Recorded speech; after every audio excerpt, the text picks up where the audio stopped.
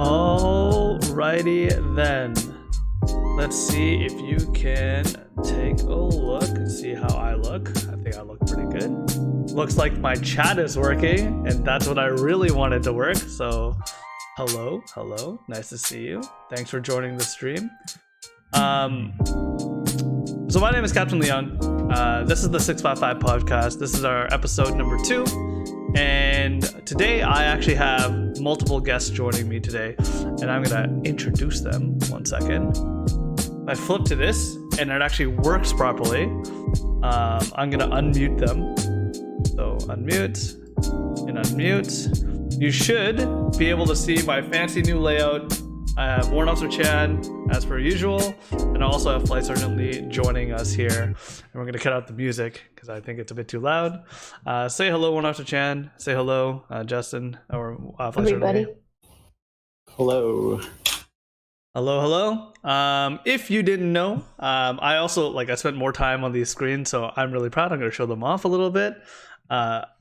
Today we're going to be talking about finding your why. Last week we talked about what it meant to be an NCO, what went around, what was involved, and what are they responsible for, and some challenges.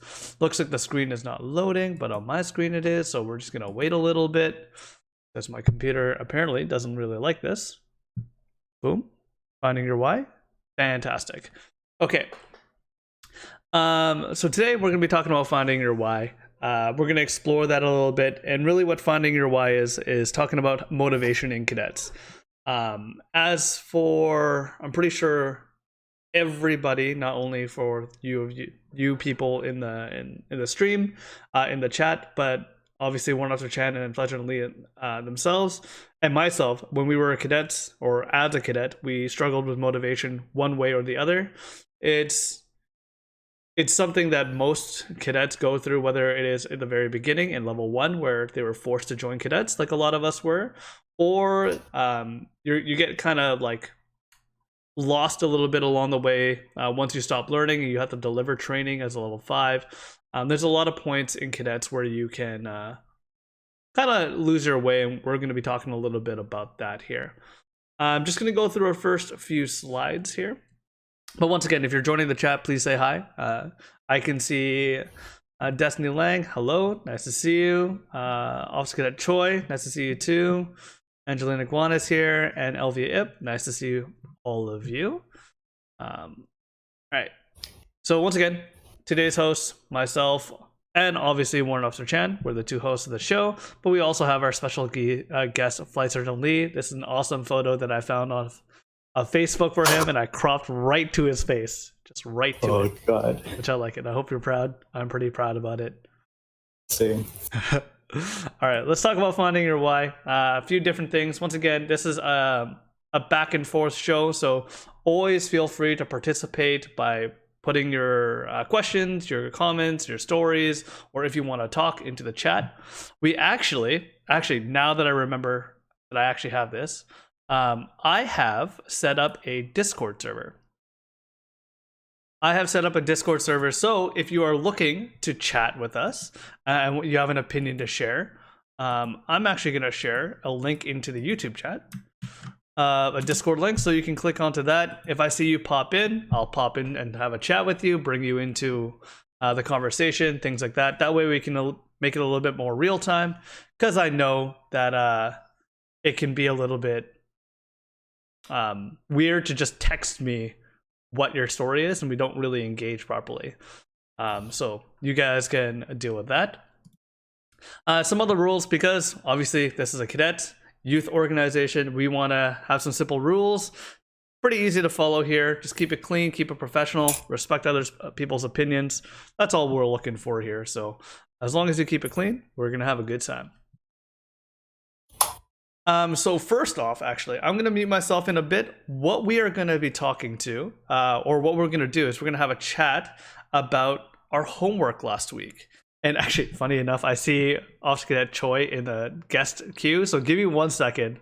Before we dive into this topic here, I'm going to pop into that queue and see if this chat actually works. So give me 1 second. Let's move Mr. Choi up. up on air. Oh, it messed everything. It messed my windows up. How dare you? I need to find a better way to do this. But hello, Troy. Nice to see you. You can't hear me, or he's muted. You know what?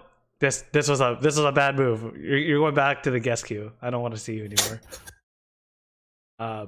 But either way, we can get you into the show. Although I'll mess with our cameras, at least I'll still look good, which is the main point. So I'm gonna pass it off to Chan. She can unmute herself, and then we're gonna have a chat about our homework last week. Alrighty, so thank you, sir. Last week we sent out a link. It's a TED Talk by Simon Sinek, and he talks about the golden circle, which is something he discovered. And we'll see it on the next slide. Oh, okay. So on the next slide, we see a circle, 3 circles, and in the middle we have why. Second circle, it says how, and the third circle, it says what. So we're going to talk a little bit about this. If you watch the video, good on you, because it is a very good TED Talk. He focuses on how companies market themselves and how they communicate to their customers and their employees and stuff like that. But we're going to use this circle today to talk a little bit more about how to motivate yourself and how to find what you value. So first of all, we'll talk about what the circle means. So a lot of people, the biggest circle is a what. So a lot of people know what they do. So what their actions are. If I'm planning an event, I know I need to make an op order, I need to make a memo, things like that. So you know what you're doing. How you're doing it, maybe you're asking a lot of questions, you're approaching your seniors and asking for their feedback. And then how is kind of majority of people know how to do it. Majority of people know how they're doing it. And then why they're doing it is a difficult question, because if you go ahead and ask a lot of people around you, go and ask, why are you planning this event? Or, why are you instructing this group of cadets? Why are you being an instructor? Why did you choose to instruct like level 1s? Maybe they can't answer that question, and it's a tough question to answer. You have to think a lot about it. But today we're going to talk about our why. So finding your why, and we'll do some like testimonials. We'll get some examples from you guys if you want to participate in the chat. A lot of people start with their what, and then since they're just going ahead and they start with their what, they know what they're doing, and they just go and do that, they start to lose their vision and their passion for what you're doing. So they might not find the motivation to do what they're doing. They might not even get to their final destination just because they don't have that passion and motivation there. So what we're going to talk about today is starting with your why. If you remember last week, we talked about finding your values. I proposed an idea where you use the worksheet and you cross out different values and find what resonates with you. And then Captain Leung had a love-hate kind of comparison where you find what you love and why you love it, and then see what you hate and why you hate it. So discovering these values are important, because when you're starting with your why, you want to know what your goals are. And your why really is your beliefs. And it guarantees, it's like a rock, and it guarantees what is important to you. And then we're on core values, right? So the next slide after core values is on passion and motivation. So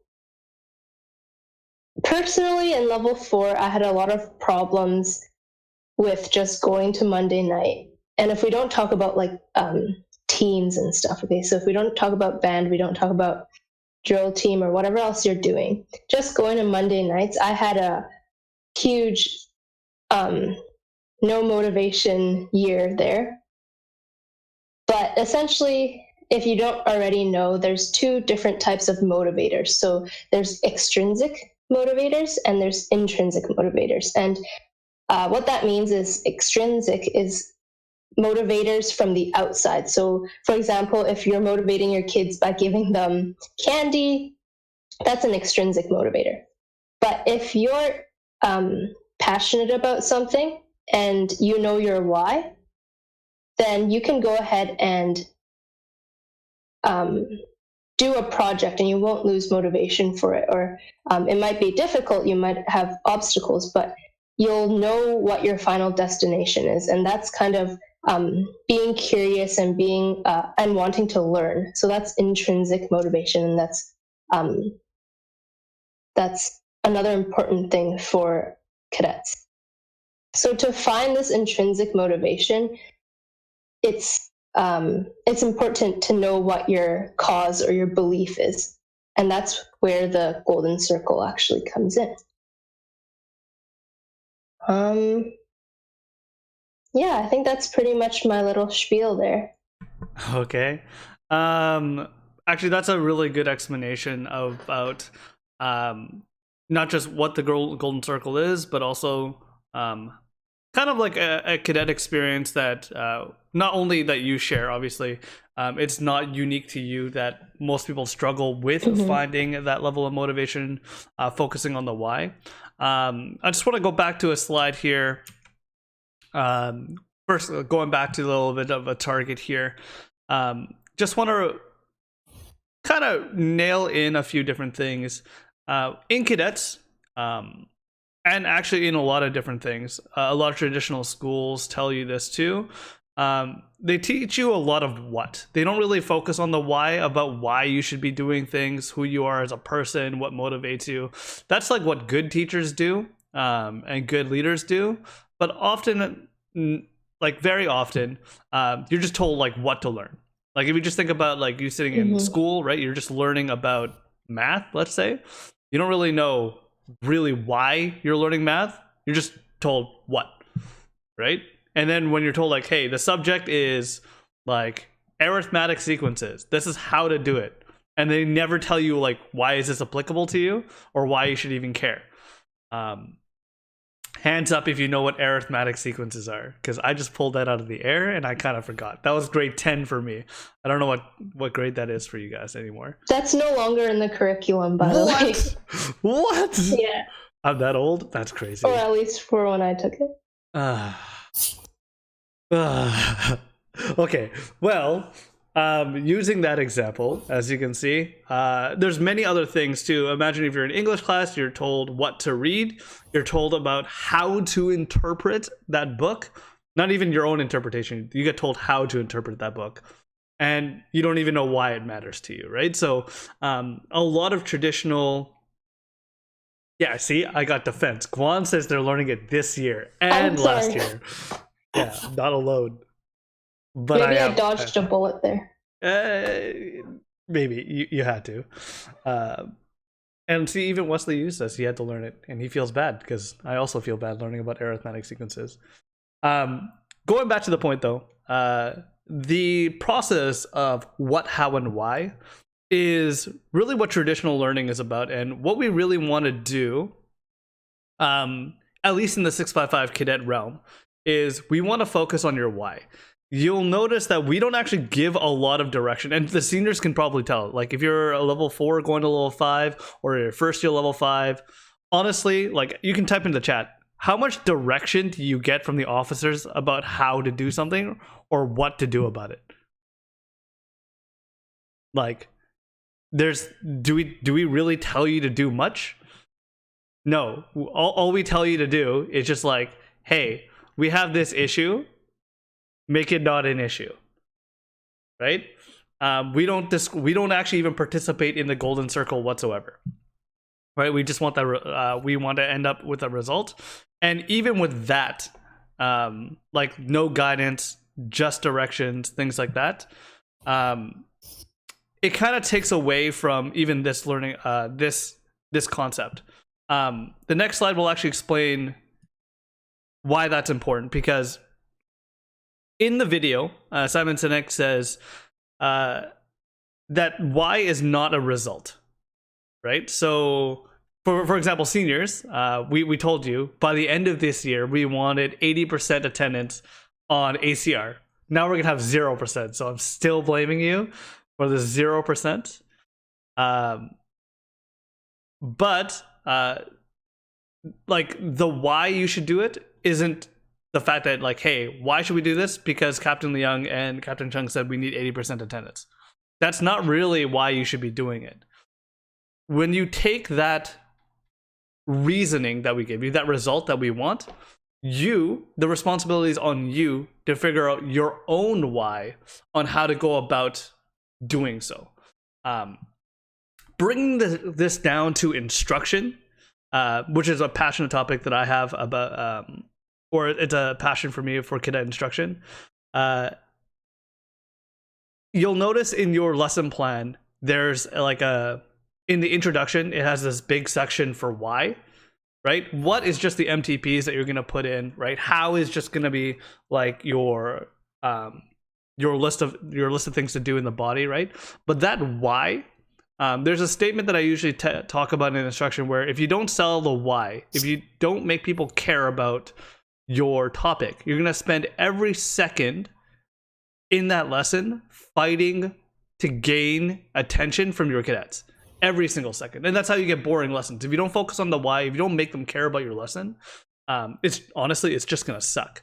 And now if you apply that to leadership, if you apply that to problem solving, it's the same thing. If you don't know why, and you don't care about why, and you don't care why they would care about your why, then it's just going to be bad. It's just going to be lazy, and it's going to be boring, and you're going to be boring, and nobody will want to listen to you. I just realized for the longest time that this entire video has been on Chan, so let me switch it so you can see myself and Lee. And let's talk about this a little bit here. Lee, you were an instructor this year. Do you feel like you brought this concept? Actually, let's take that. Let's remove that. Let's ask one question before that. When you approached the lesson here, what was your focus? Were you focused on delivering material? Were you focused on hitting all those TPs? How did you go about building your lessons? First off, I think that for my lesson, I would usually go by like following the QSP and like following the list, hitting every single checkpoint. That's like sort of the objective of like every single lesson that I do. That's usually what I usually do in like lessons, just putting every single check mark in. Right. And if you're an instructor in the chat, or if you've done an IT mutual, that's kind of where most people start, right? Like when you get like a class that you're not really the expert on, right? You can't really make it up. You take a look at the lesson, you look at the like IG. Or I don't think the QSP is used as much anymore, but the IG or QSP, you look at the points, you're like, okay, how can I make sure that I don't miss anything, right? That is approaching it with like the slide previous, right? That's approaching with what do I need to teach, right? How will I deliver this message? And then like, let's just sprinkle some why in so they're not bored. Right, and that's not like Lee. That's not like an insult to you or like a jab at you for how you approach your lessons. That's how everyone does it. Everyone's first lesson specifically sucks. Like if you think about their first lesson, it's terrible. Go ahead, Lee. May I add on to that? Yep. So like for me personally, I still struggle with the why, right? So like every single lesson that we're supposed to do is to give a purpose on why you have to teach that lesson to, and why is it the purpose useful for certain situations, or like what you're supposed to use it in the future, right? But then like we all struggle to find the question why. Yeah, and when you are faced with those problems too, even with like the last episode that we were talking about, one of the main lessons that were pulled out of that episode, and actually Leung kind of hits on it a little bit, is that most people, when they face that lesson, right, their only objective is to hit every one of those teaching points, and they don't really rely on their additional resources. They don't ask around like, hey, how do you think I should teach this? Hey, have you taught this lesson before? What worked? What didn't work? Right?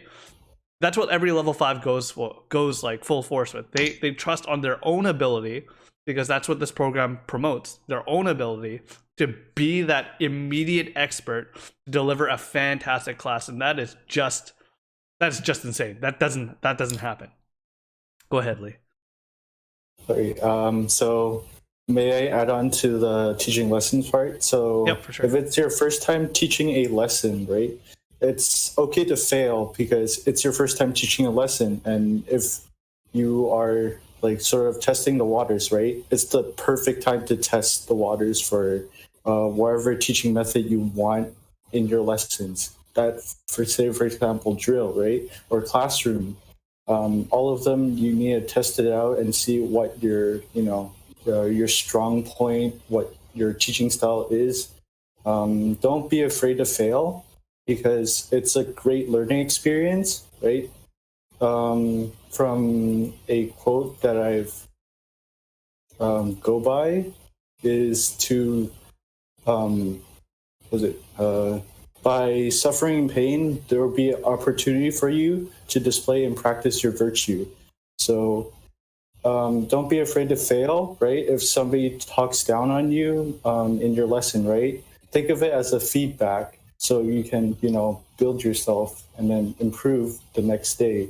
Like maybe have like a little competition to see like, oh, can I be better every single day, beating the person from yesterday?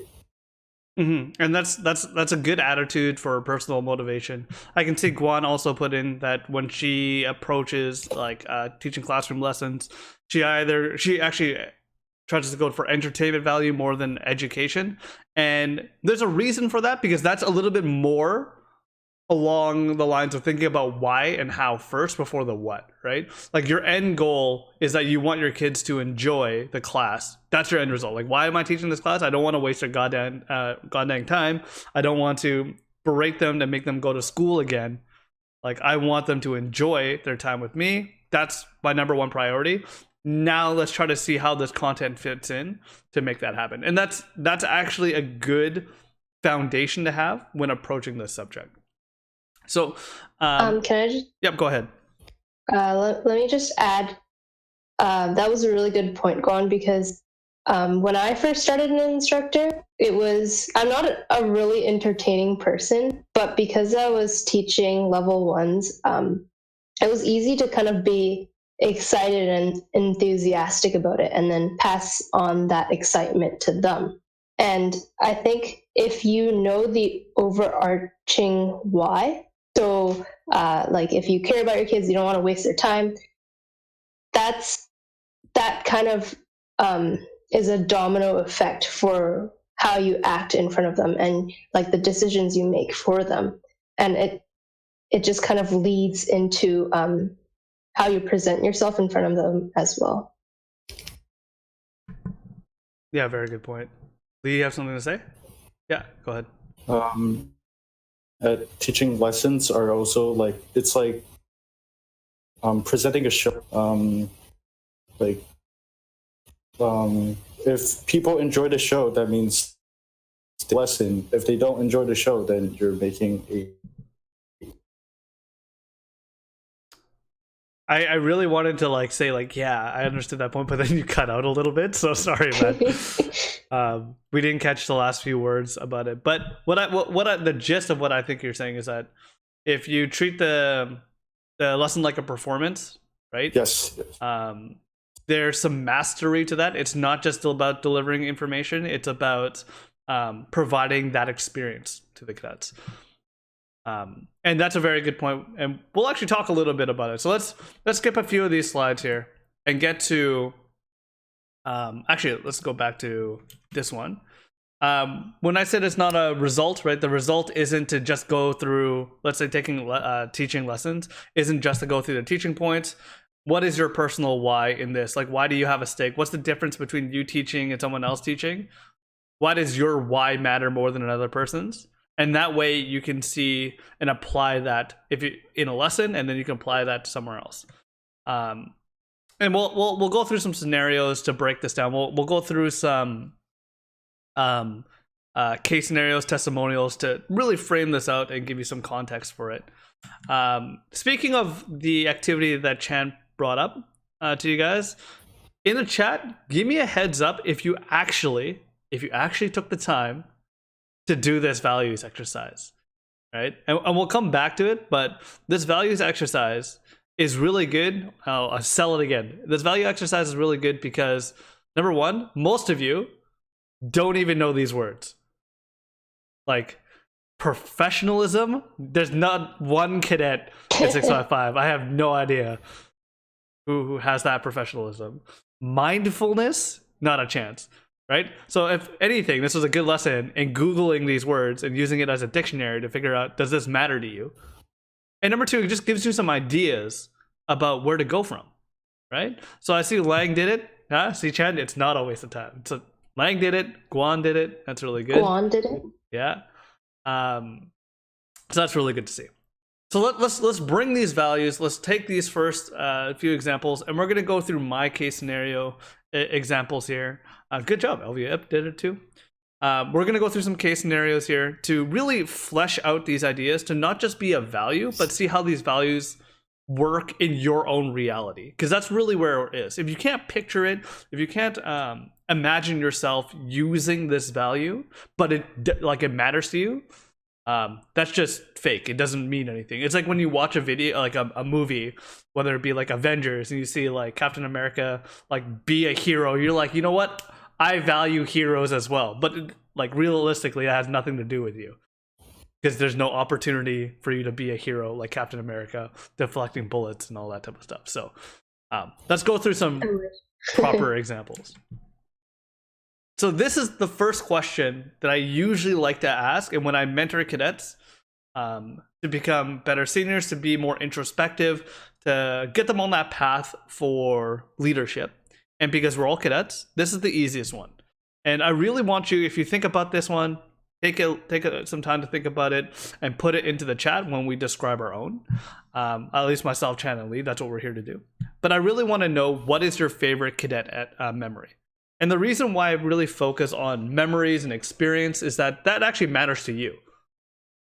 Just full force, or full disclosure, it might not actually matter to me, but that doesn't matter. Okay? As long as it matters to you, then we have something to work for. And typically, when you say favorite memory, it's usually a positive experience that helped you grow as a person, grow in your thinking, open some doors to you, things that matter to you. So let's take a moment for those in the chat here. Think about what your favorite cadet memory is and type it into the chat. While you do that here, I'm going to ask our guest here, Mr. Lee, down there. Uh-oh. Mr. Lee, thinking about your time in cadets, what is your favorite cadet memory? Oh, it's usually in summer camp. I think it was RMI last year. And some coaching, a lot of coaching for range. And one of the BDC cadets, like they never shot a rifle before, right? So I have taught the basics of holding a rifle, how to full stuff like that, right? And first, not that good, and he was being less motivated. So I told him to, no, first time, don't let it be the last time you shoot a rifle, right? You have opportunities to shoot the rifle, right? The second time he did it, he almost got ended up hitting outside border, he didn't hit in the circle. He still tried. Third time, he got a level. So was pretty memorable to me because I taught him how to get level 3, which is pretty cool. That's really good. Chan, what do you think about that? Like, from his cadet memory, what were you able to pull? What can you tell? What did you learn about Lee from that story?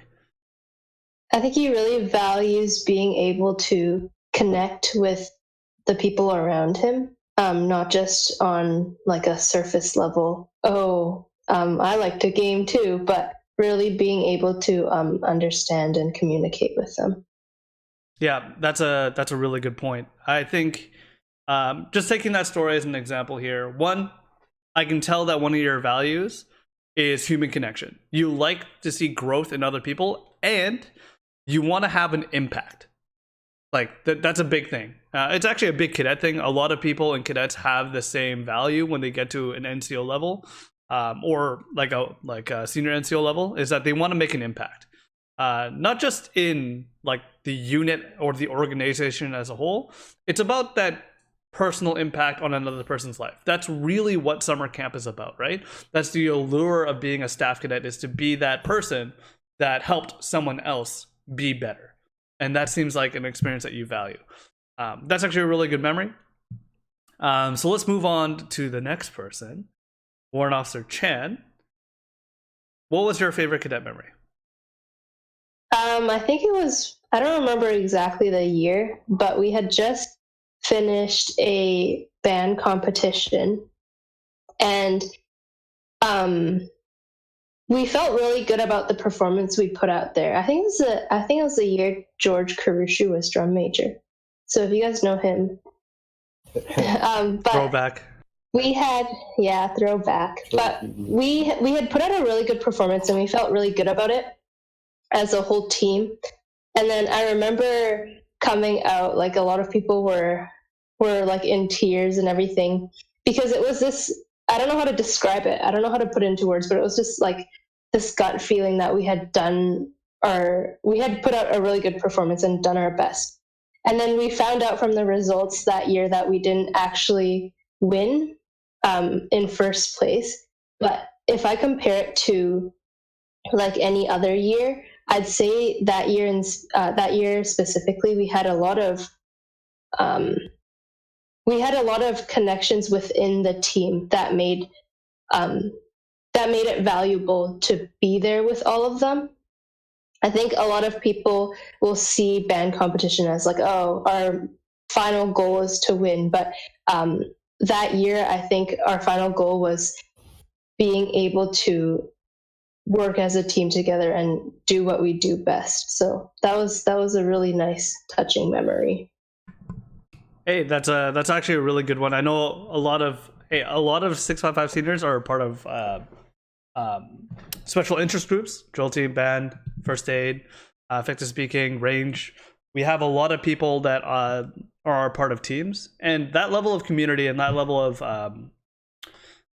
belonging, I think that's a really important feature that a lot of cadets seek in their cadet life. Really, they want to be known to be a part of something. They want to know that like their experiences mattered. There's like an end goal, and I think as even when I was a younger officer working at 655 early, one of the biggest things that I remember trying to push, and also Cadet Choi, as a cadet that was there when I first joined the unit, could probably attest to, is we really pushed the experience of friendship and doing things together. And the reason why we really focus on those things is that doing things together, whether it be forced, to be quite honest, you're forced to be friends, you're forced to like do things together, work as a team, just it's not your choice, is that the more hardship, the more happiness, the more things you do together, eventually it'll work itself into becoming a solid experience that will bond you together. One of my favorite stories to tell is when the whole Ohana vibe. That's like the Lilo and Stitch. I don't know if you know the phrase, but it Oh, I don't want to butcher it. How does it go? I know the first part. I don't remember Right. the It's second part. Ohana means family, and family means no one gets left behind. Right? And that was the thing that I kept, like, it was ad nauseum, well, back in the day it was Lieutenant Leung, like a Lieutenant Leung and 655 vibe. Every other unit knew that, even though they try to do the, like, everyone does the Ohana. It's not even tried. Everyone does Ohana. Everyone tries to make their unit a family, and it's a big, big push to do so. That tribal, like, community vibe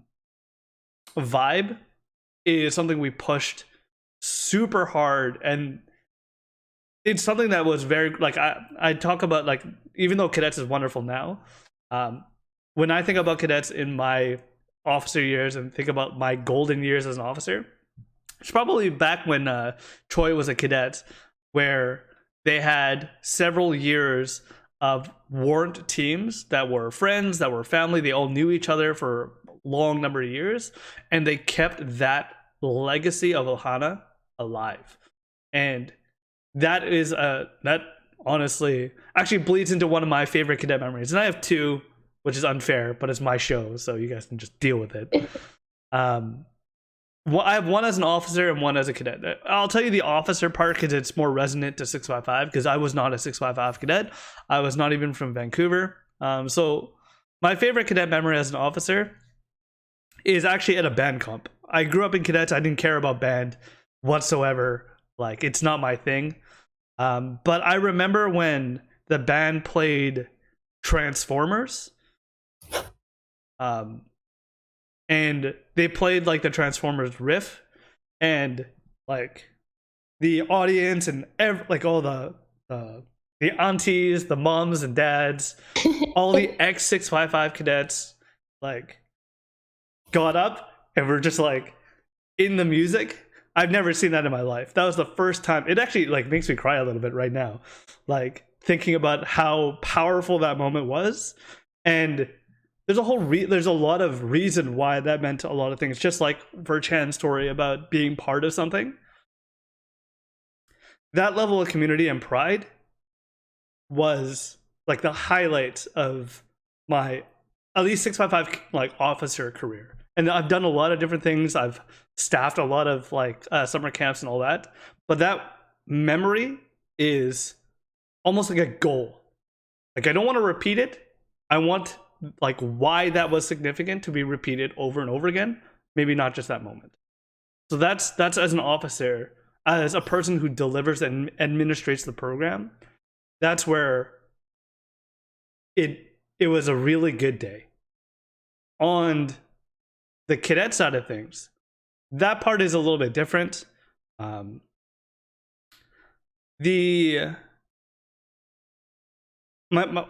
cadet experience wasn't really great, but my favorite cadet memory that I have is when I was a staff cadet my first year at Albert Head. I was gunning for, like, a lot of sports positions. I was going for it's FSI now, or not, it's BFS now. It used to be called PERT.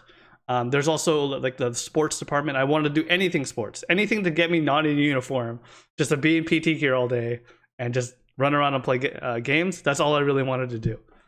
I thought I was a really good instructor. I thought I was really full of myself. And I got GT sergeant. And I was like, oh man, my life is ruined. And my favorite cadet memory is my flight sergeant at the time was the youngest staff cadet on base. So I was 17 going into 17 on my first year going to staff. This kid it was 16 and he just turned 16, and he was my flight sergeant. And I remember sitting with him and just, like, having him sit with just me, not the other staff, because there's two other sergeants as well, sitting just with me, looking at a drill class and being able to pick out mistakes, develop a lesson plan just just ad hoc right there, and just analyze our unit, like our flight, wildcat flight, and how much they suck, and how we can bring them somewhere better, and just having that honest conversation with him. He's the first person that I was able to like connect with on like drill level, to not like compete, because I'm not very competitive in the terms like say like, hey, I'm right and you're wrong, but just for the benefit of the kids. Like, how can we make these kids better? And like, I had to stop and think about it. Where I come from a unit where I felt like everything was on me. To go to a place, I'm like, wow, there's another person who can actually help me do something. It turned that switch on from me being a solo like artist to being part of a group. And that's my favorite cadet memory. To make sure that, like, to let people know that they're not alone, they can ask questions, and they're stronger together to make this experience happen for these kids versus you for yourself or you for the kids. It's better when we do it together. So that's my other favorite cadet memory. I see in the chat that no one has shared their favorite cadet memory, and I'm very disappointed in you. But Lee, you have something to say? Oh, I have another memory. Okay, go ahead. Remember this? Yes, I do remember that. Stand, march, win together.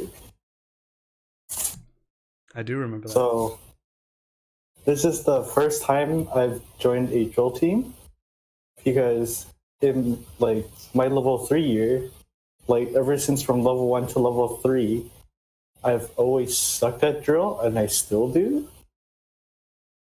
But I think joining the drill team really realized what teamwork is all about, right? If we suck together. If we, do good together, then we do good, right? And I guess this is experience to say that we're like built like a family, right?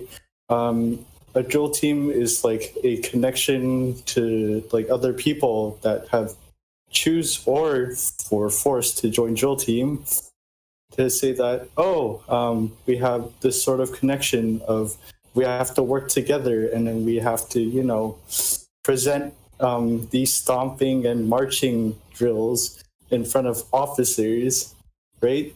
But in the meanwhile, I thought it was a really worthwhile experience, right? To be able to, stand in front of people that either don't like or like, right? You still have to work together, and then they're like family, right? Brothers and sisters.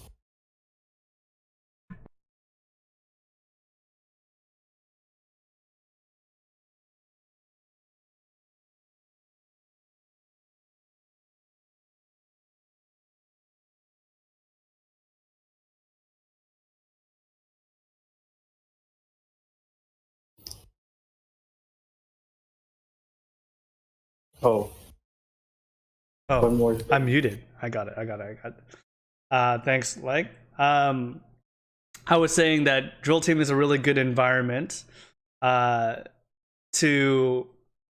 experience being part of something that's larger than yourself in an environment that is completely useless, because drill is the most useless skill you'll ever have. Like, I was joking around saying, like, don't even talk about it. Don't share that you like drill. Like, it's kind of one of those, like, it's like, now as an older person, I hide like my Pokemon and Yu-Gi-Oh cards so that nobody can find it, but I know it's still there. And if someone wants to talk about it, I'll bring them out and I'll show people. But it's something you shouldn't talk about. But because you find other nerds who are just who are just as nerdy as you are in an environment of, like, it's a very, very accepting environment to do something really weird that it's really hard to explain to other people, but it's really cool at the same time. So that's really good. I know One Also Die did share his favorite memory. His favorite memory is of power, which is, you know what, as a pilot, that makes sense. That makes sense. It's a very difficult thing to go through all of that experience, and it's so gratifying once you know that it paid off for you at such a young age. Like, that's a really good thing to struggle to.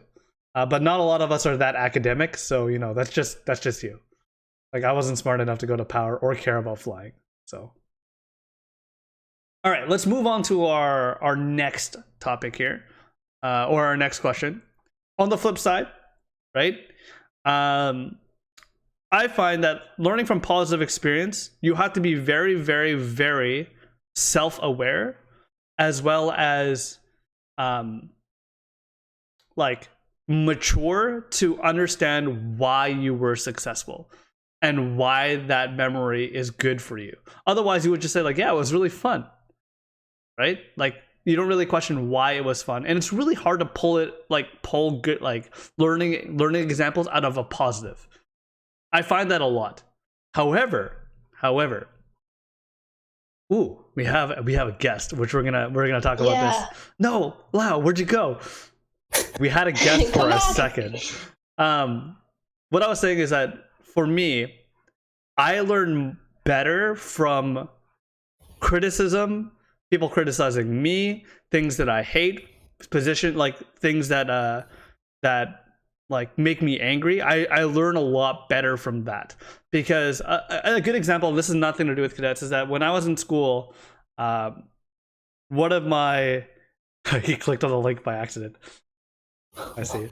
One of my most memorable memories from high school was the day that I got sent to detention.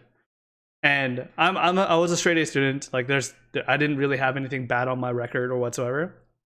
And I had a lot of spare blocks, so I was just chilling around in the cafeteria. And then an English teacher came by, saw that I was chilling in the cafeteria, and basically reamed me out for skipping class, which I didn't have. He didn't let me describe what I was doing or why, and just said I had to go to his class after school for detention. I'm like, why?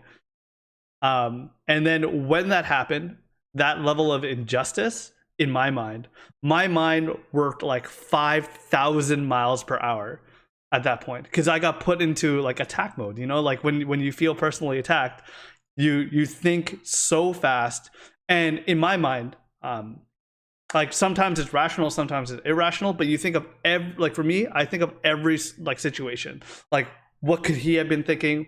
What could I have been thinking? Where was I sitting? Like, how and what could I have done to avoid this? How do I even explain it? If he says this, what can I say to get him to understand, and all that type of stuff. Not really going to tell you the conclusion about that, but I didn't really have to go to detention after. But I just want to put you in that context where, in that setting for myself, I felt a level of injustice, and then my brain went into hyperdrive to think of, how do I legitimize that? Am I actually wrong? How do I improve this? Are they wrong? I hate this person. Why? How can I make them understand that they were wrong? All of these thoughts go in my mind, and that's how I learned how to be a better person.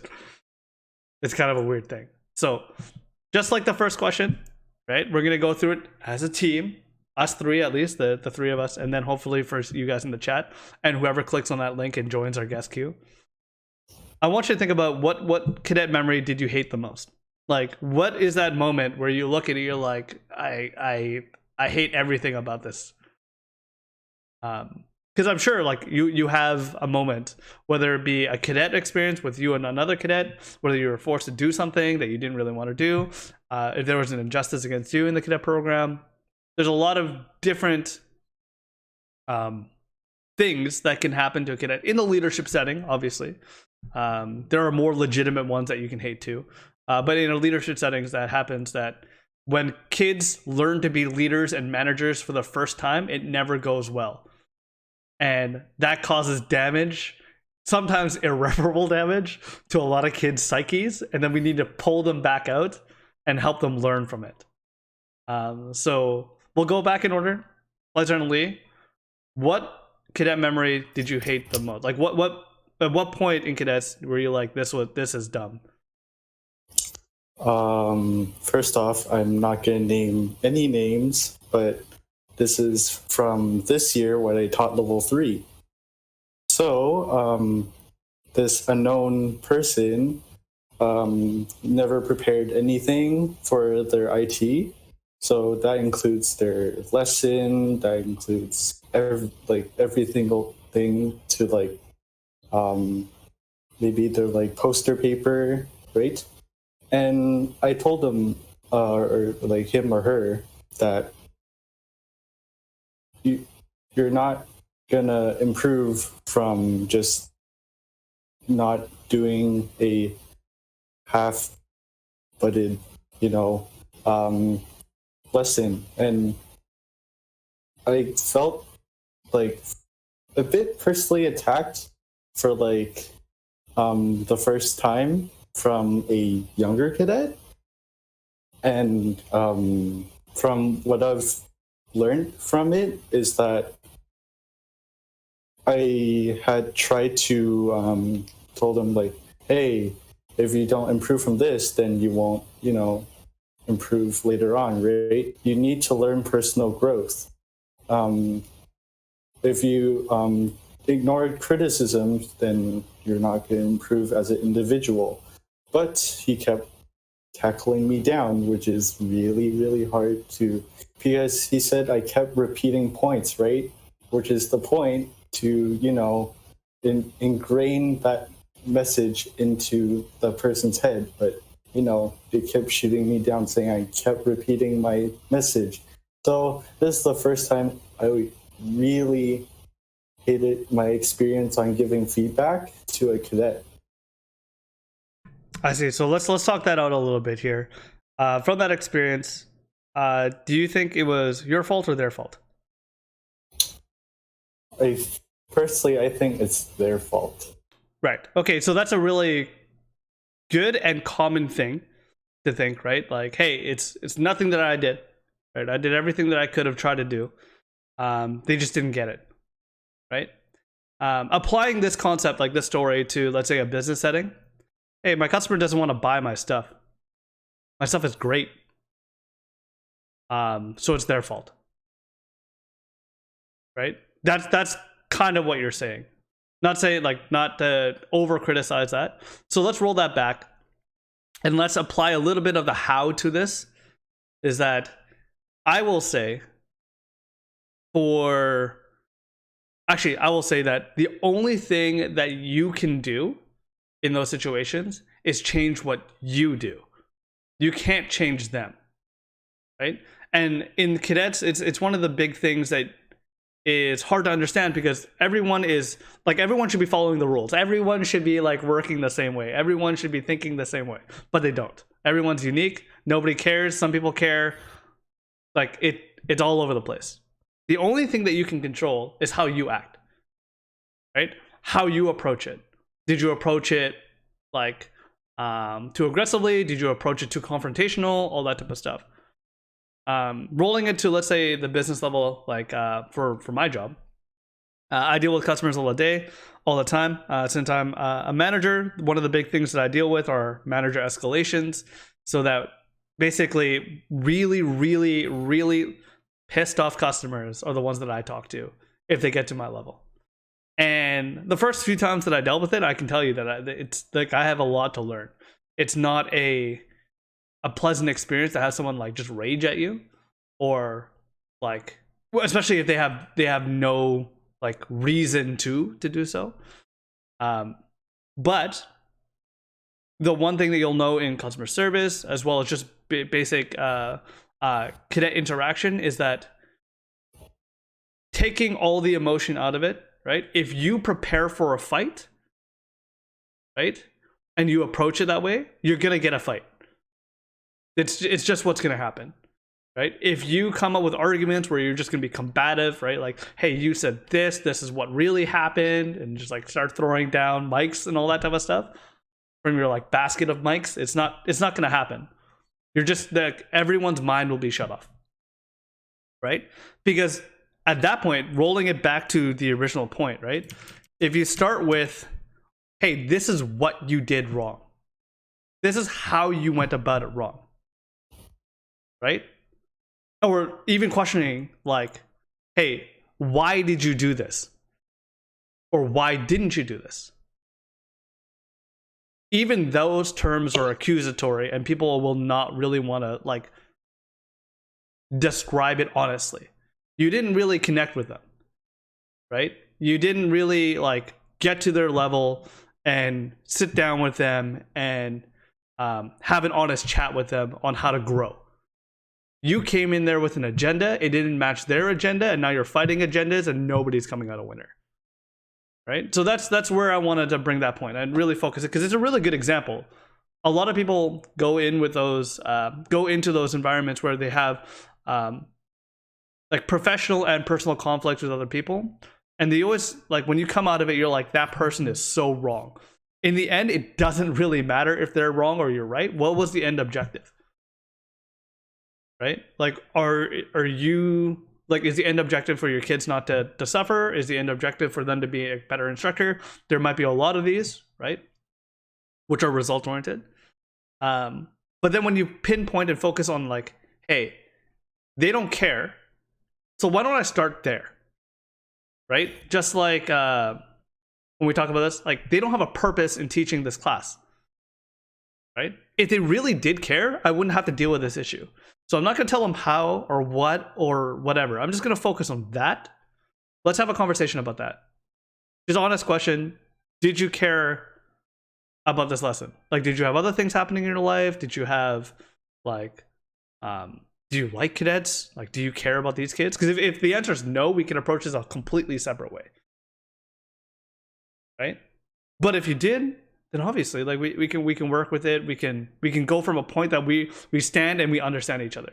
But if I care and you don't care, and then we're gonna try to build a lesson, it's not gonna go the right way.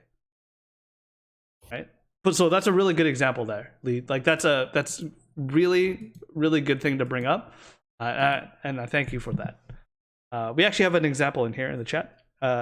Leung says, in AO, we had an airport security speaker session, but everyone got rowdy. So the AO cadets, staff cadets, and officer staff had to write a 1-page apology letter that's not even directed to the speaker. That is due justice.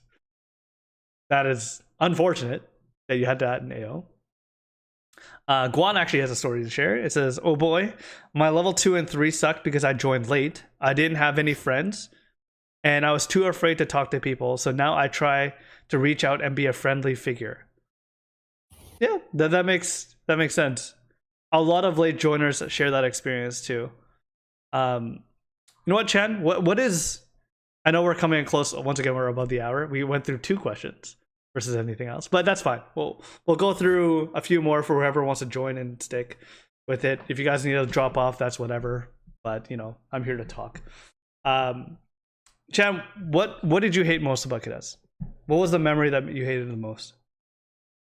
There was this one instructor in, I don't know, level 2 or 3 that I had, and he was unprofessional to the point where there was no classroom control whatsoever, and like every time we had him as an instructor, everything was not about the lesson. It would just be like maybe skim through the MTPs, the main points, and then it would be like a rowdy class. And if you know me, like back then I was a very closed off and kind of shy cadet, I would assume. That's how people would see me. Yeah, you're right. So I did not like that setting. Like, I did not like the rowdiness and like everyone screaming and everything. So maybe from that I realized like how much of an impact you actually have on your cadets. Like, if you're still in cadets by level 5, you got to find that reason why you're there, because if you're just there to be there and you don't care about the juniors at all, then that's a big problem to be an instructor with that mindset, right? And yeah, that's a really good example. I think a lot of instructors can feel that way after a few years, especially after they go to staff. They always look at like, why Mhm. why did they do that? Like, it doesn't even make sense. Why would he even show up at that point? And actually, you know what? Like, I'm sure pretty much all the instructors in here can attest to this. But when I said before, when your first lesson that you teach, it's never good. Do you know why? It's because the first, like, when, let's say whatever class, the phonetic alphabet. Let's say it's the phonetic alphabet. You're teaching that. You don't think about like in depth, like, why should I teach this? Like, how can I make it funny and all that type of stuff. You just don't know. You're put on the spot that you need to teach. It's something that's completely foreign to you. So you just teach it how you were taught it. Without even thinking, like, was it good? Right? And that's how we approach a lot of different things in cadets, right? Like, when I tell you, like, hey, I need you to take out this garbage. And if someone, the first time that someone told you to do that, they were just yelled at you, you're just going to yell at cadets for no reason. Right? It's very, very, like, it's very, like, follow the leader specifically. Because you saw it, so you imitate it. That's it. Without any thought. Right? And it's very hard to do that, like, to have a different train of thought as a level 4, level 5. It's very hard. Right? So, I can actually, like, attest to that. Like, I've done that before, and then like, follow the leader type thing, and then you go and, like, I went home that night and then I thought back and I was like, why did I do that? Like, that there was no reason to say that to them, kind of thing. Yeah. So those expectations can work against you, right? That's when we were talking about the expectations and roles and responsibilities of an NCO last time. Those can work against you, because if you look at and just go on autopilot and just follow along what you used to think that it was, you don't put enough effort into yourself, into thinking about who you are as a person and why you operate, and therefore you will suck as a leader. That's the end result of it. My cadet memory that I hated the most, there's a ton, because I didn't like cadets, but the most memorable one is true instructors tend to teach the way that are same lesson that were taught. Yeah, absolutely. For me, my most impactful, hateful memory of cadets that affected my entire, like, pretty much my entire officer career is I was skipped over for chief by a full year. A cadet that was a full year younger than me. So I was actually a DEPCOM for my unit for about 2.5 years. I was there for two chiefs from, like, birthday to birthday. And that affected me, like, that rocked me to my core. I was, like, so livid that I got skipped over by a person that I know that was not as good as I am, like, skill wise, like, just talking to the cadets wise, caring about cadets wise. The chief that I got skipped over really didn't care too much about it. Not a bad cadet. They're a really close friend of mine, even as an adult. There's no resentment at that point. I just hated the idea that someone devalued me compared to another person. And I, as a very, like arrogant, like, type A personality cadet, as I am as an officer, like, once again, my brain went 5,000 miles per minute to think about why I thought about quitting right off the bat. I thought about what I could, like, how could I, like, cause the most damage to the unit so that it'll be irreparable without me. If I leave, will cadets leave? All that type of stuff, right? For me, at that point, the biggest lesson that I learned that helped me become a better person and better officer is it helped me understand that it doesn't matter what I do, or it doesn't matter, like, what other people think. The decision is done. How do I not focus on myself and focus on the impact? Because the only thing that mattered to me at that point was, like, the only thing that motivated me at that point was that memory carried on for a very long time, was legitimately vengeance. Like, it's as rough as it sounds, like, vengeance, in the sense that it built a personality trait, which is both positive and negative, to be quite honest. A level of competition that was never in my brain beforehand. Everything that I did at that point, I wanted those officers who skipped over me to regret that decision every single day that they spent, every single minute, every single hour that they saw me operate. They had to admit that I was the better choice.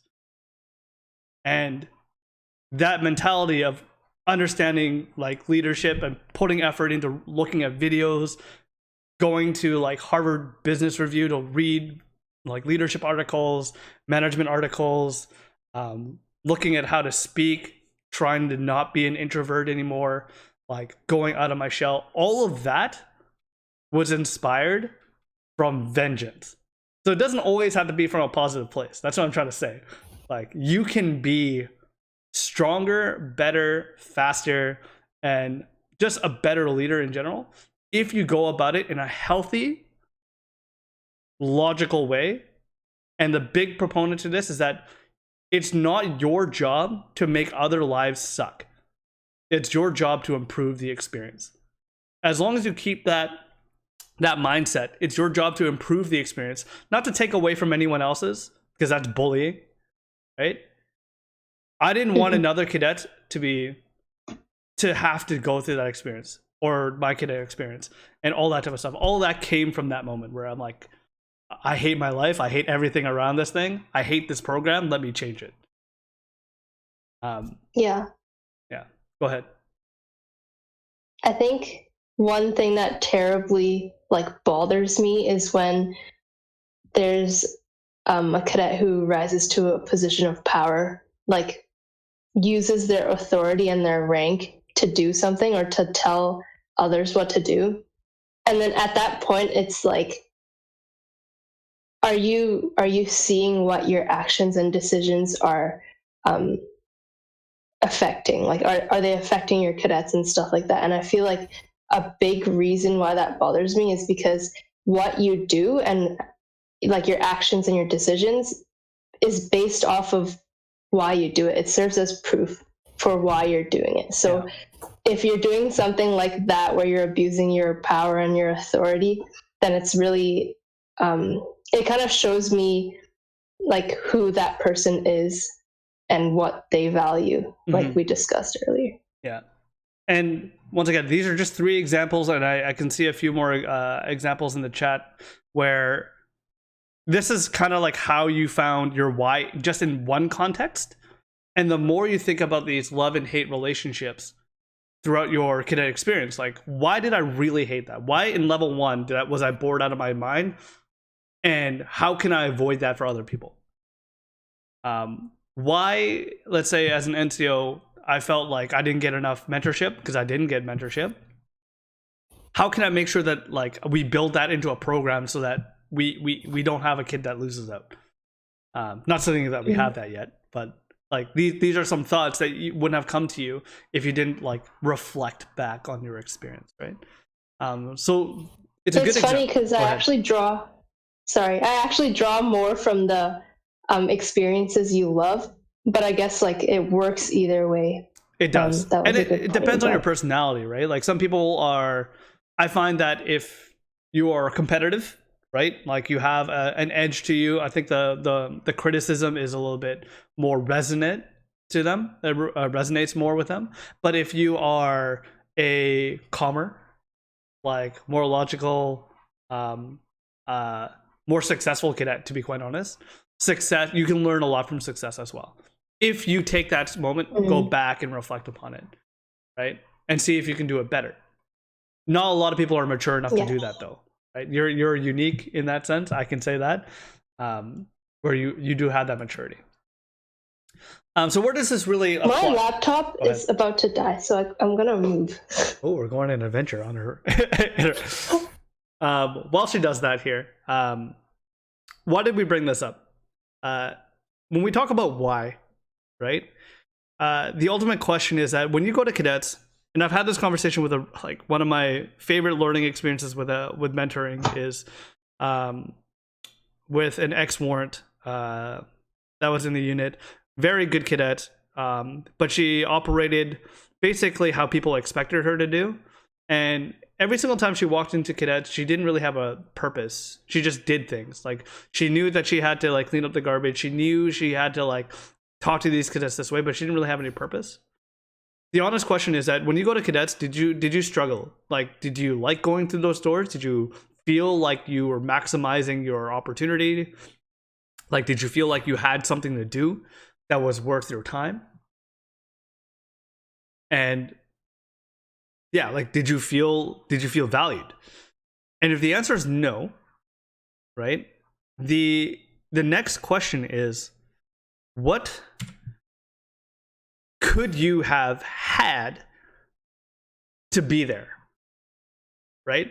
And that could be like, hey, did you need a position to do that? Hey, did you need more opportunity to do that? Hey, did you need to have these conversations with this person? Do you feel like you needed like better transportation, more money, something more tangible? Like, what did you need to get there? Like, hey, I struggled this year. Like, I didn't like going to cadets this year. Why? It's because I hated it. Okay, so why did I hate it? I didn't feel like it's a good use of my time. Sure. So let's say, what would be a better use of my time? Flip that. Use my mom's Asian, like Chinese wisdom, and say, like, just, if you're bored, don't be bored. Okay. So if you're bored, don't be bored. If you hate it, don't hate it. How do you make this environment that something that you don't hate? Do you need resources? Do you need tools? Do you need to have conversations with people to make this place you don't hate? Right? And that's a really good foundation to figure out where you're going to go in cadets right now. Right? If you walk through those doors, those glass doors of the armory, and you think about, like, oh, I'm going to these classes, I'm going to have a chat with my friends, it's going to be a fun time, I think you're in a good place. Then that way you're going to be learning positively, you're going to learn from success. It's great. If you're like me and entered those doors and just really did not want to go through those doors, you're just pissed off on just going through there. Once you're in there, you have a bad attitude, you're sitting in class just wasting time, right? It's back to the example that I gave, or the analogy that I gave in the other episode, was how long are you going to tolerate getting punched in the face before you fight back? Right? So really think about it. Answer truthfully for yourself. Did you struggle this year? Like, with instruction, with your motivation, with any of these individual subjects, did you struggle? And if the answer is yes, the next step is, what would I have wanted to have that would maybe not struggle? More mentorship, more instruction, more resources. The next question after that is that, did you ask for that? Because once again, taking Lee's example, which was a really good example, right? Do you blame them or do you blame you? Realistically, and going back from this original thing where I think Leung said, where she said, or they said, where is it? Dun, dun, dun, dun, dun. Leung said, as officers, we give zero advice. As leadership, we kind of direct people to give zero advice as well, because we want you to ask, right? It's very, very illuminating as an officer to look at the NCOs and just give zero direction, say like, hey, this, and just see how like deer in headlights most of those cadets are.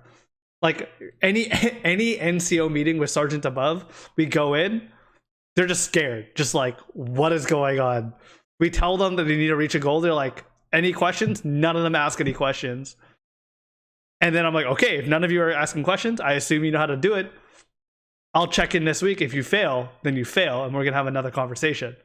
I leave the room, and I assume you start vomiting, crying, like asking more questions to people who are unqualified to answer them, like all these types of things. And that's, once again, did you struggle? What do you wish you had? And then did you ask for it? And those three steps right there is a pretty good reflection, right? In the examples that you hate, in the examples that you were successful, right? What would have made you more successful? What did you wish you had? What is that after action report that you look like? Okay, now that you have that, ask for it. If you don't ask for it, then it's useless, right? So what did you wish you had? Kind of goes into along as, what did you do to improve yourself? We'll make that look a little bit different. we'll focus on this last little bit here on this one.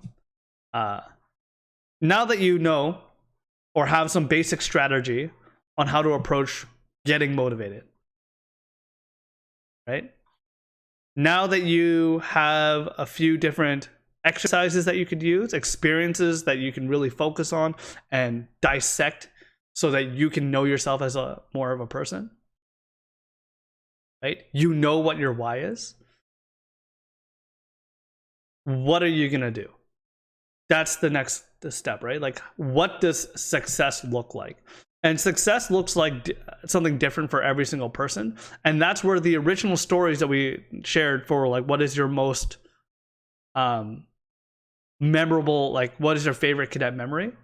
Typically, that comes from success, right? Whether you perform success or someone had success with you, that's typically what it looks like. So let's say at the end of this journey, at the end of your cadet career, at the end of your leadership development, right? What does that look like? What would you want to have accomplished? Where do you want to be at? Because you need to aim at something to get there, right? So let's speak honestly, right? Fletcher and Lee. Let's say you don't have that many years left in cadets. I know that for sure. If you were to leave cadets, let's say this experience, the lockdown is the end of your experience, right? If you had another go, what would success look like to you? Where would you want yourself to be at? I would, in a position that I'm in right now, I'm still happy as a flight sergeant, right? But I still want to give that impact in the squadron, right? It doesn't matter if I'm like a warrant or not, right? I really don't want the position anyways, but as long as like I gave some sort of impact towards the squadron, then I'm like happy, right? So as long as like the cadets have some sort of message ingrained in their head saying like, oh, I remember this happening, right? Then I would be happy knowing that they remember something that I've said or I've left off from cadets that they can learn and pass it on later on.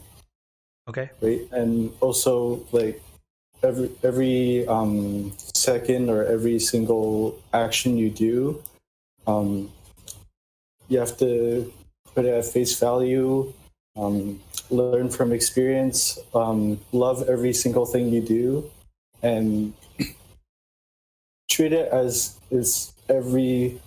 treat every single night as your last, day to, teach in front of the cadets, because it's not long before your cadet experience is over. That's true. I'm going to switch this to a different view here, because we're going to be just chatting for a little bit. So that makes sense. Chan, what do you think? So your cadet career is almost over. Actually, kind of. 1 year. Yeah, Mine's kind first. of. At the end of all this, what do you look like? Where do you want to be? Like, how do you know that you had a successful career? That's a better question. I think a lot of people would like to make that impact, but in like your generation, so like people who know you, they know that impact you had made, but also what happens after you leave? Like, you're such a small part of the squadron, where after you leave, and then after like the level 1 cadets who were there when you were aging out have gone to, what's left of the squadron there, And I think it's important to think about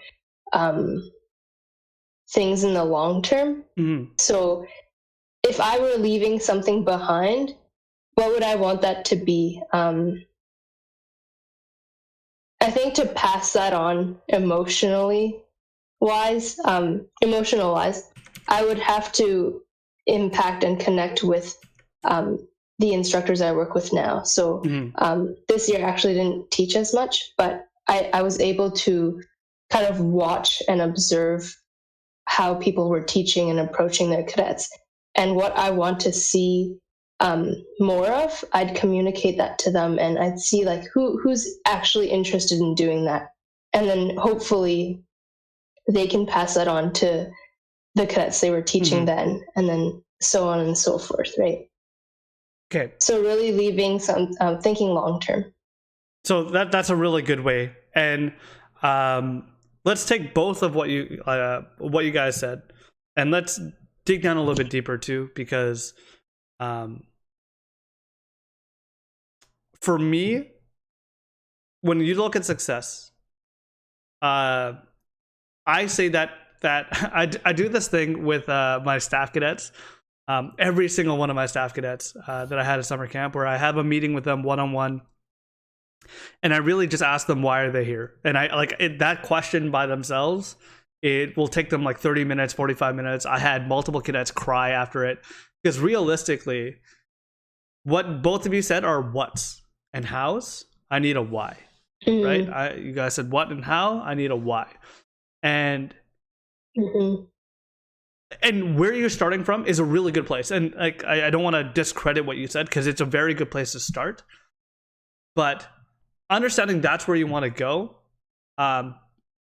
there's no real like everyday motivation, because that picture gets lost all the time. That doesn't work. So let's implement like a business like a tool into it. What I'm basically asking for you when I say what does success look like is, what is your vision statement? That's what a business will actually say. Like a vision statement is their goal of where they see their company. And for a lot of vision statements, it's not really like a good vision statement. It isn't a result that they're aiming for, right? Because that's what they call a big hairy goal. We'll deal with that later. A vision statement, let's say, bring it down to me.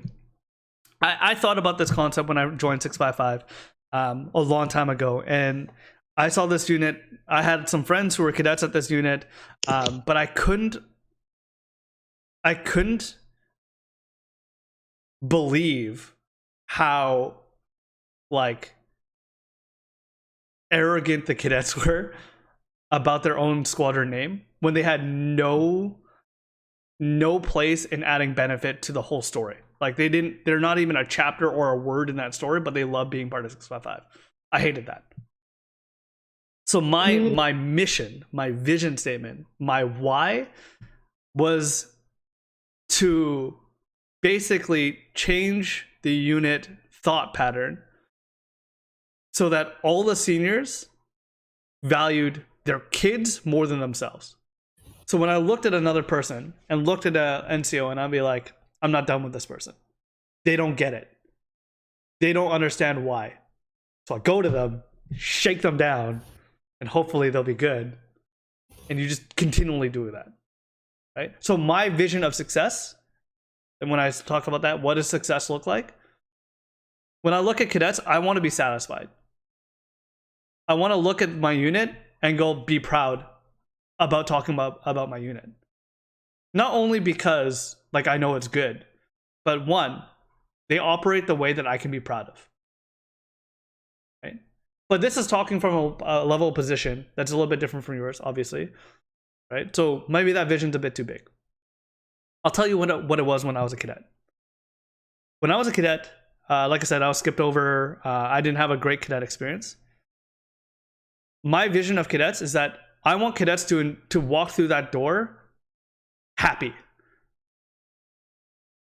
and leave happy. That's it. That's all I want, because I hated it. And if I was going to be caught providing a program that other cadets hated, how could I even look myself in the mirror as a cadet? Like it wouldn't even make sense. Right? So taking your two statements, right? We need to reduce that down. Like put it on the frying pan, reduce it, get the water out, right? Get all those like random experiences, those random prejudices that you have. Boil that out, and really what do you want to see, right? When you look at the cadets, when you look at yourself, what do you want to see, right? For me, it all comes down to, and that's where like before, where also got Troy talked about the whole Ohana vibe. That was my mission. Like, and if you talk to a lot of the cadets that I had back in those days, like 2009 to 2013, I think would be some really good years. Like, that was every single day I walked into cadets, I knew what I wanted to do. I needed to make this happen. I wanted to make this happen, right? And it's the same thing that you can find in your place of work as well. Just speaking personally myself, there's a lot of years where I was working random jobs that I just did it for the money. It was not fun. There was a year where I just like, I looked at my life and I'm like, I'm getting too old. Like, I hate what I do. The only thing I like is cadets, but I don't want to do cadets like full time because that's insane in my opinion. I want to be treated like a professional. I need to quit my job. So I quit my job, nothing, no safety net, until I could find a job that made me happy, that I wanted to go into and I didn't like hate myself doing.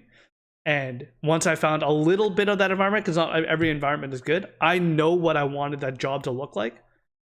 So every single day I work towards making that job, like that workplace, more and more of an environment that I enjoy. I don't really care about everyone else because I'm not as selfish to say that what I enjoy isn't what else, like isn't conducive to making it more comfortable to other people. But yeah, it all goes back to that, like what my mom inspired, which is like this TED Talk as well. Like, why? If you're bored, why? Fix it. I don't care how you fix it, but you're not moving from here, because if you leave this program, you give up. If you leave this program and the cadets will go through the same experience that you did, you're giving up, right? And everyone has their personal battle in that, or like battleground, I should say, to fight on. And mine is on the level of like happiness. Like, are they happy? Like, how can I make them happy in an appropriate way, right? So taking that down. Really... Sorry, go ahead, Chad. Sorry. No, you keep going.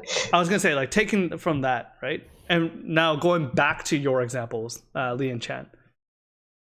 As an example, because I've already gone through this thought process. Like I said, when you brought up this video, the Simon Sinek video, I told you, like, this video, like, I watched it years ago. It resonated so well with me that, like, I staked, like, that's what I tried to implement way back in the day. So, like, taking your examples of, like, what you saw, like, what you want to do, and how you wanted to implement it. Why? Why does that matter to you? We'll start with Chan, since you had a little bit more of a fleshed out. Yeah, so I think for me, it's to let the cadets find their growth within the 7 years that they're in the program. And you want to see some kind of growth before, they age out and they move on to better and bigger things. But yeah, I think that's what my vision statement would be. So if I flip that, when you look at a cadet just sitting and they're just like not really enjoying cadets, that would piss you off, right? Yeah. Right. Or if they're just there to be there. Right. Right. See, that's an actual why. Because when you look at something, you're just like, no, not when I'm here. Whether I talk to them personally, because that's step one, maybe, if you are like a sergeant and you don't have all the tools, access, or whatever, or even intelligence to build a program around it. But it not only like, hey, I need to talk to this kid, but I also need to build a program so this kid could never exist in the first place.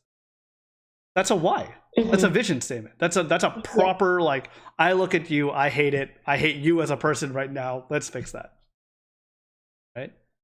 Lee, let's go to you. So yours, once again, was a little bit more vague, right? So taking my example, taking Chan's example here, let's boil it down a little bit here, and let's grab a why from you. Like, what is something like? Why do you care? Why does it matter that you reach that what and how that you described?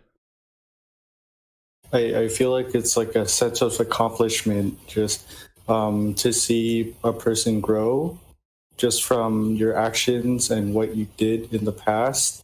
And if it affects them, then it's a positive impact, and then it'll spread down later and later. So then it'll affect people like or cadets in the future.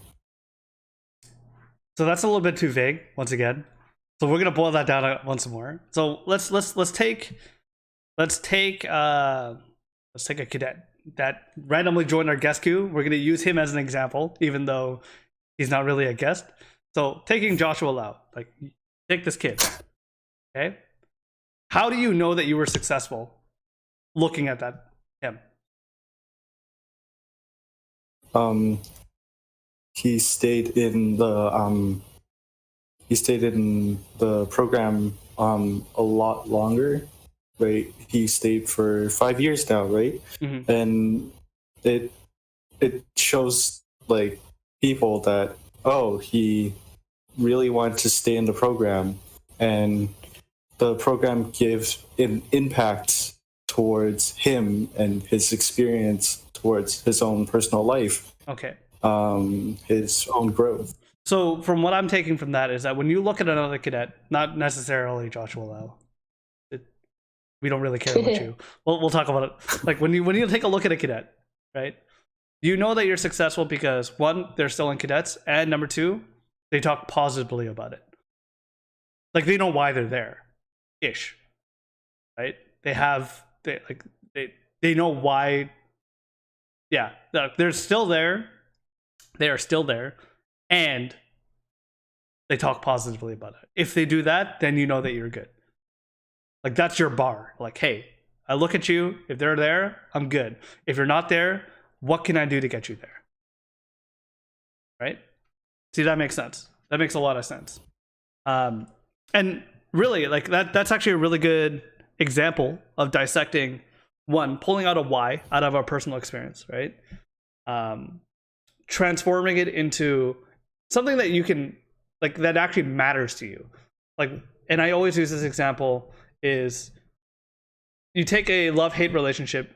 In cadets, you take a look at a cadet, and you know in your mind what a successful cadet looks like. That matters to you.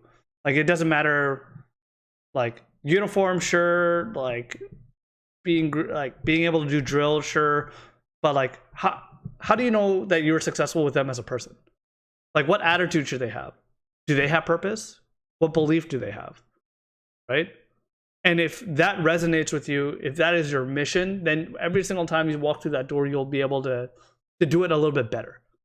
Right? You don't just do mundane tasks, like you don't clear out supply just because it has to be done. You should clear out supply and the office so that the CO can sit in his chair.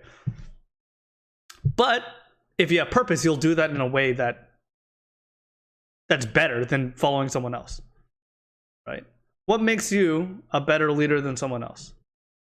And it's not really for that level of competition, but what is your personal experience? What is your personal story? That's a better way to put it.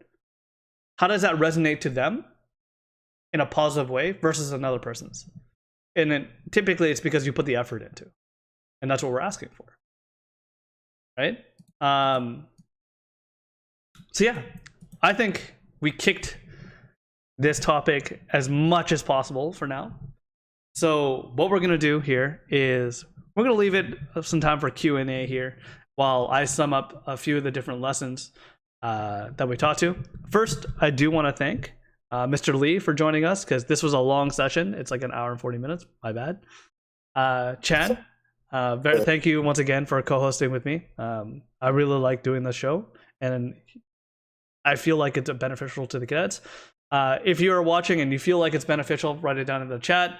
say like what is one thing that you learned from today. That'd be great. But while we're here, I'm gonna play some music and just chill with these guys for a bit. While if you have any questions, any scenarios you want us to walk through, you guys can dip off if you want to. But we're here and we're here to chat. We're also going to be here. You can message us on Facebook too, obviously. But I'm going to mute myself here and I'm just going to chat with them. So, yeah.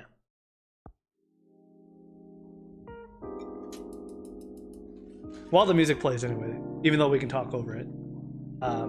I think the experiences that you two brought today, the testimonials, was really, really good. Like, I think we did a good job of realizing we were saying what's and then actually in front of them turning them into whys so that they actually get a grasp. Yeah. And I understand like they can hear this, which is perfectly fine. I don't mind.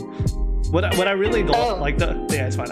What I really liked about this though is that your personal examples, like they like hopefully maybe you can answer this. Do you have a better understanding about how to operate or why you're operating? Right? Personal level? Yeah, personal level. Yeah. Yeah? Definitely. Lee, how about you? Yeah. Yeah? I think that we have like, all this personal thing. Like all have this sort of I don't know. It's not sort of family. We're still at that friend level stage. Mm-hmm. But I think we can build on that in the future, right? Like the whole being a family. Yeah. I think a very important topic that we have here is when we talk about actually this will fly into the next episode, so let me stop the music a little bit here and just talk a little bit the next episode. When we talked about your personal experiences, typically it comes from personal development, and that really takes grit. And grit in cadets looks like a lot of different ways. Everyone has their personal story once again. I know I have my fair share in a lot of different experiences. Next week, for those of you who are still here, we're going to be bringing two special guests, two of them, not just one, two of them. And they'll be chatting with myself and Warrant Officer Chan. And we're going to be talking about grit. Those special guests are Major Dowler and Captain Z, our CO and training officer. Some background on them. Captain Z and Major Dowler are both pilots. They got it through the program. I didn't, as for context. One of us was a chief. You can guess which one is that. It's not me, obviously.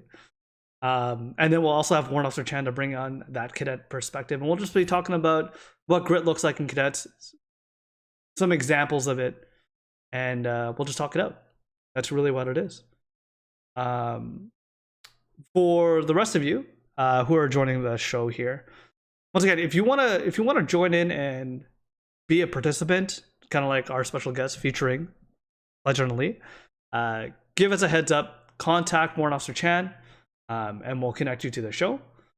We are also going to start broadcasting some podcasts for the rest of the unit.